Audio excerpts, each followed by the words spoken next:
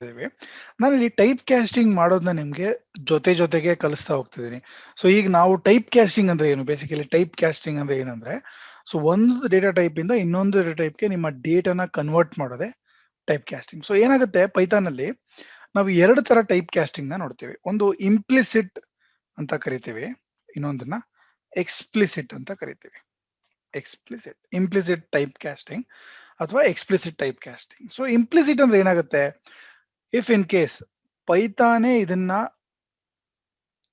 ನಾವು ಆಪರೇಷನ್ಸ್ ಮಾಡಬೇಕಾದ್ರೆ ಅದಾಗದೇ ಆಟೋಮೆಟಿಕ್ ಆಗಿ ಕನ್ವರ್ಟ್ ಮಾಡ್ಕೊಂಡ್ರೆ ನಾವು ಅದನ್ನ ಇಂಪ್ಲಿಸಿಟ್ ಕನ್ವರ್ಷನ್ ಅಂತ ಕರಿತೀವಿ.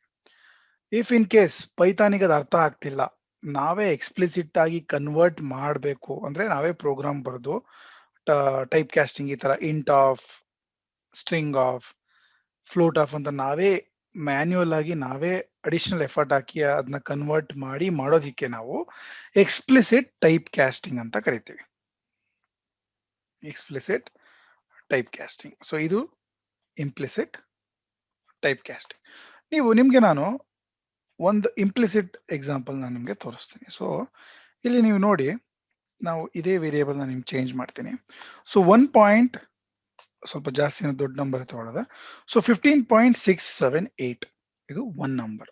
ಓಕೆ, ಇನ್ನೊಂದು ನಂಬರ್ ನಾನು ಜಸ್ಟ್ ಒಂದು 3 ಅಂತ ಡಿಫೈನ್ ಮಾಡ್ತೀನಿ.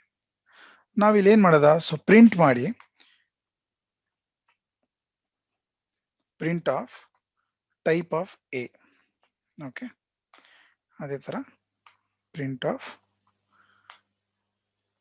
Type of B. Okay, so print of type of B ಇದನ್ನ ನಿಮಗೆ ಪ್ರಿಂಟ್ ಮಾಡ್ತೀನಿ.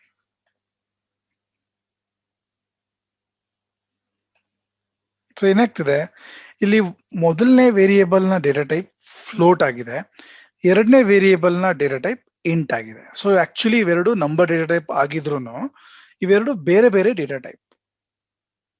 ಸೊ ಈಗ ಏನಾಗುತ್ತೆ, ಇದನ್ನೇ print of A plus B ಅಂದ್ರೆ ಇವೆರಡನ್ನ ನಾನು ಸಮ್ ಮಾಡ್ಲಿಕ್ಕೆ ಟ್ರೈ ಮಾಡಿದ್ರೆ, ಈಗ ನೀವು ಅಬ್ಸರ್ವ್ ಮಾಡಿ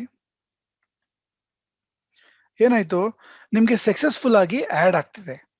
ಹೇಗೆ ಆಡ್ ಆಗ್ತಿದೆ, ಎರಡು ಬೇರೆ ಡೇಟಾ ಟೈಪ್ ಆಗಿರೋದ್ರಿಂದ ಹೇಗೆ ವರ್ಕ್ ಆಗ್ತಿದೆ ಅದು.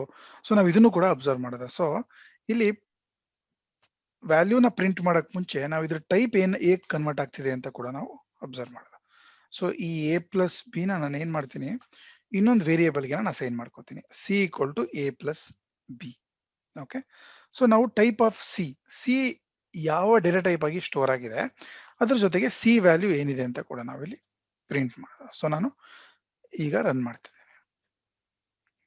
ಸೊ ಏನಾಯ್ತು, ನಿಮ್ದು ಒಂದು ಫ್ಲೋಟ್ ಇದೆ, ಒಂದು ಇಂಟ್ ಇದೆ. ಸೊ ಅವಾಗ ಏನಾಗುತ್ತೆ, ಪೈಥಾನ್ ಇದನ್ನ ಆಡ್ ಮಾಡೋಕ್ ಮುಂಚೆ ಈ ಕಾನ್ಸೆಪ್ಟ್ ಅನ್ನ ಅಪ್ಲೈ ಮಾಡುತ್ತೆ.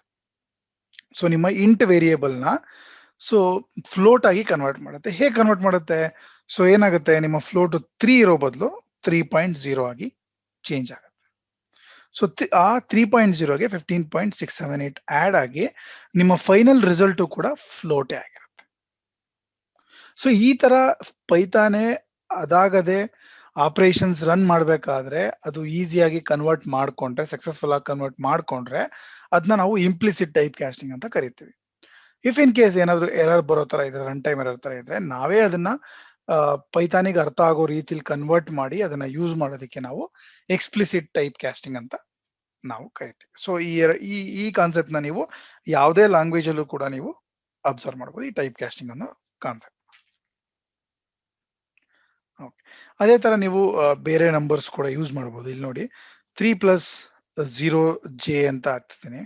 ಸೊ ಈಗ ಏನಾಯ್ತು, ಇದನ್ನ ನಾವು ರನ್ ಮಾಡಿ. ಸೊ ಏನಾಗ್ತಿದೆ, ಒಂದು ಫ್ಲೋಟ್, ಇನ್ನೊಂದು ಕಾಂಪ್ಲೆಕ್ಸ್.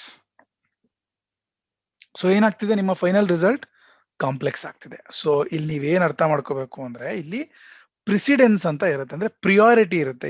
ಇಲ್ಲಿ ಇಂಟೀಜರಿಗೆ ಲೋಯೆಸ್ಟ್ ಪ್ರಿಯಾರಿಟಿ, ಫ್ಲೋಟಿಗೆ ಟಾಪ್ ಸೆಕೆಂಡ್ ಪ್ರಿಯಾರಿಟಿ, ಕಾಂಪ್ಲೆಕ್ಸಿಗೆ ಟಾಪ್ ಪ್ರಿಯಾರಿಟಿ. ಸೊ ನೀವು ಟಾಪ್ ಪ್ರಿಯಾರಿಟಿ ಪ್ಲಸ್ ಲೋ ಪ್ರಿಯಾರಿಟಿನ ನೀವು ಆಪರೇಷನ್ಸ್ ಅಲ್ಲಿ ಯೂಸ್ ಮಾಡ್ತಿದ್ರೆ, ಸೊ ಏನಾಗುತ್ತೆ, ನಿಮ್ಮ ಇಂಪ್ಲಿಸಿಟ್ ಕನ್ವರ್ಷನ್ ನಿಮ್ಮ ಲೋ ಪ್ರಿಯಾರಿಟಿ ನಂಬರ್ನ ಟಾಪ್ ಪ್ರಿಯಾರಿಟಿ ಕನ್ವರ್ಟ್ ಮಾಡುತ್ತೆ. ಸೊ ಮೊದಲು ನಾನು ಇಂಟು ಮತ್ತೆ ಫ್ಲೋಟ್ ಮಾಡಬೇಕಾದ್ರೆ ನಿಮ್ಮ ಇಂಟೀಜರ್ ನಂಬರ್ ಫ್ಲೋಟ್ ಆಗಿ ಚೇಂಜ್ ಆಯ್ತು.